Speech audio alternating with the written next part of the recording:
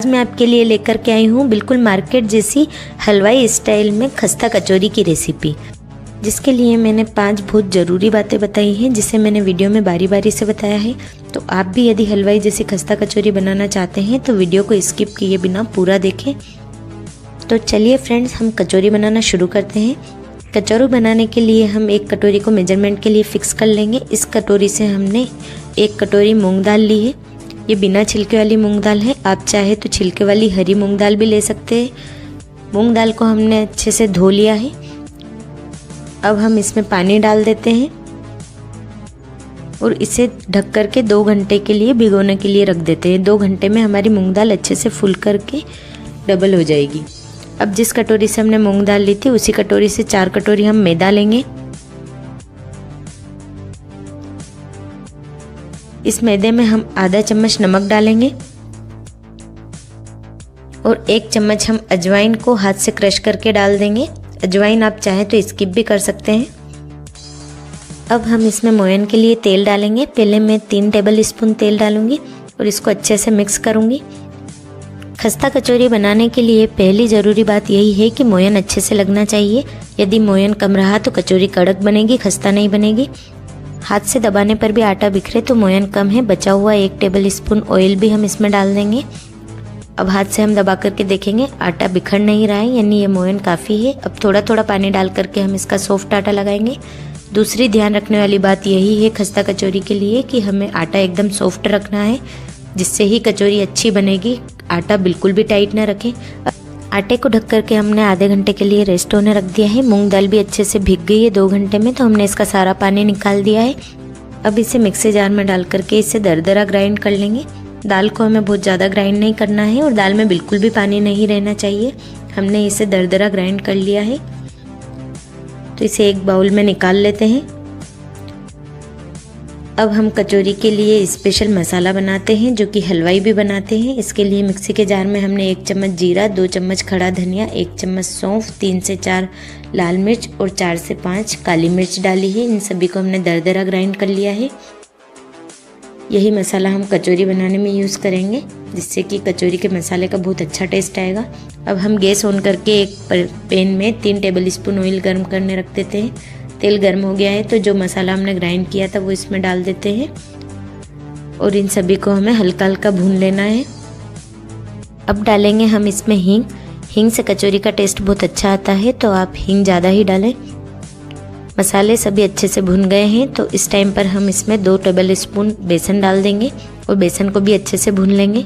हलवाई भी बेसन इसमें ज़रूर डालते हैं, जिससे कि मसाले में बाइंडिंग भी आती है और टेस्ट भी ज़्यादा बढ़ कर के आता है, तो आप भी बेसन ज़रूर डालें। बेसन को भी हमने हल्का सा भून लिया है, तो अब हम इसमें आधा चम्मच लाल मिर्च पाउडर, थोड़ी सी हल्दी पाउडर और आधा चम्मच धनिया पाउडर डाल देंगे। अब जो हमने दाल को ग्राइंड करके रख रखा था वो भी हम इसमें डाल देते हैं।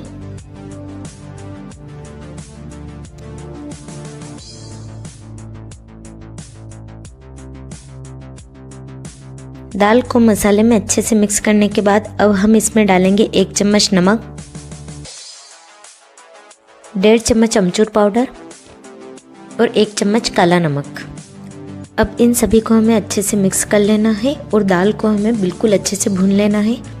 कचौरी बनाने की तीसरी ज़रूरी बात यही है कि हमें मूंग दाल को अच्छे से भून लेना है। सिर्फ हमें बघार के ही इसे बंद नहीं करना है। जब तक मूंग दाल अच्छे से नहीं भुनेगी मसाले का टेस्ट अच्छा नहीं आएगा। तो सिर्फ खुशबू लेकर ही आप यह नहीं जाने कि मसाला अच्छे से भुन गया है। आप एक बार इसे टेस्ट कर लें, आपको बिल्कुल अच्छे से भुना हुआ मसाला लगे तभी इसे बंद करें। कचौरी का मसाला अच्छे से भुन गया है, तो हमने इसे गैस पर से उतार लिया है और थोड़ा ठंडा होने के बाद में हम इसकी छोटी छोटी बॉल्स बनाएंगे। आप चाहें तो मसाला डायरेक्ट भी भर सकते हैं, पर बॉल्स बनाने से यह कचौरी बनाते समय बिखरेगा नहीं, तो हम छोटी छोटी बॉल्स बना लेते हैं। इतने मसाले में हमारी 15 बॉल्स बन करके तैयार हुई है, यानी कि 15 कचौरी इस मसाले से हम बना लेंगे। अब हम तेल गर्म होने के लिए रख देते हैं। तब तक हम आटे को अच्छे से गूंथ करके ठीक कर लेते हैं। आटा हमने अच्छा सॉफ्ट ही रखा है, जिससे कि हमारी कचौरी अच्छी खस्ता बनेगी और अच्छे से फूलेगी भी। अब इस आटे को हमने गूंथ लिया है, तो इसके हम 2 हिस्से कर लेंगे और एक एक हिस्से से हम 7-7 लोई बनाएंगे। हमें 15 कचौरियाँ बनानी है। इसके लिए हम 7-7 लोई दोनों से बनाएंगे, जिससे कि 14 लोई हमारी बनकर के तैयार हो जाएगी। एक आटे से हमने 7 बॉल्स बना लिए हैं, तो दूसरे आटे से भी हम 7 बॉल्स बना लेंगे। टोटल 14 बॉल्स हमारे बनकर के तैयार हैं। आप आगे देखिए, मैं आपको बताती हूँ हमें 15 कचौरी कैसे बनानी है। अब एक एक बॉल्स लेकर के हम इनकी कचौरी बनाएंगे। इसके लिए मैं आपको 2 टाइप से कचौरी बनाना बताऊंगी। एक बॉल्स लेकर के उसे हम बेलन से इस प्रकार से पूरी के आकार का बेल लेंगे।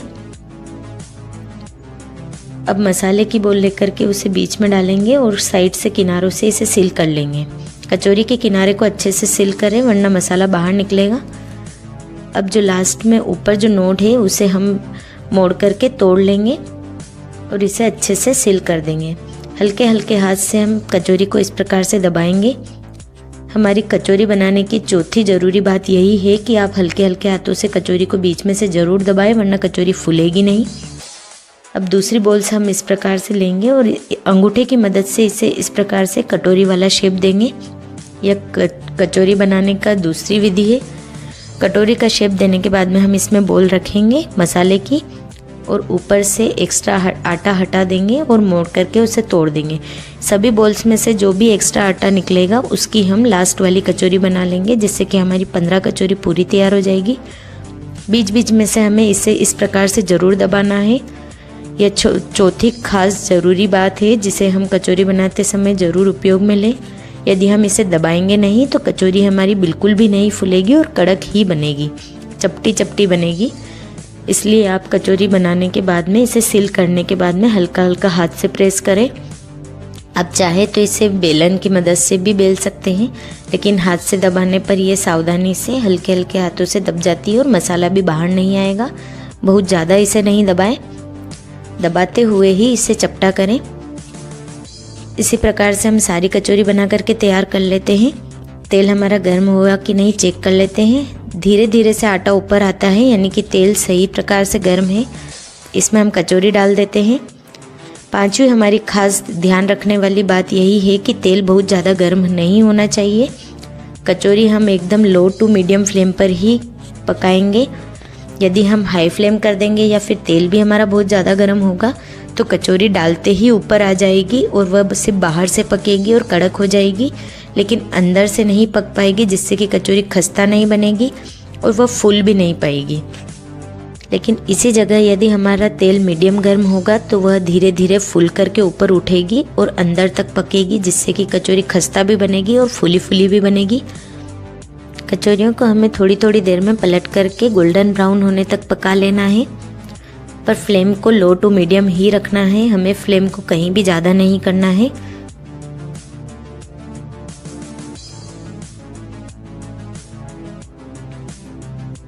कचौरी अच्छे से गोल्डन ब्राउन कलर की हो गई है, तो इस टाइम पर हम इन्हें तेल से बाहर निकाल लेते हैं और बाकी की बची हुई कचौरियों को भी हम इसी प्रकार से तेल में गोल्डन ब्राउन होने तक पका लेते हैं, लो टू मीडियम फ्लेम पर ही।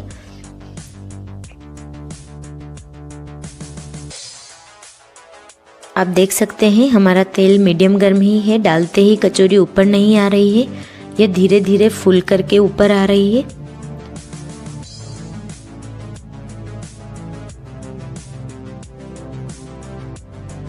इस बैच की कचौरी भी अच्छे से फूल गई है और गोल्डन ब्राउन हो गई है, तो इन्हें भी हम तेल से बाहर निकाल लेते हैं। हमारी खस्ता कचौरी बनकर के तैयार है। मैंने आज आपको 5 खास ज़रूरी बातें बताई हैं। यदि आप भी इन्हें फॉलो करेंगे तो आपकी कचौरी भी एकदम परफेक्ट हलवाई जैसी खस्ता बनेगी।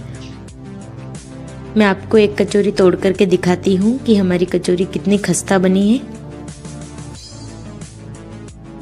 आप देख सकते हैं हमारी कचौरी बहुत ज़्यादा खस्ता बनी है। तो आप भी इन 5 बातों को फॉलो करते हुए ही कचौरी बनाएं। वीडियो पसंद आई हो तो वीडियो पर लाइक शेयर करें और चैनल को सब्सक्राइब करें।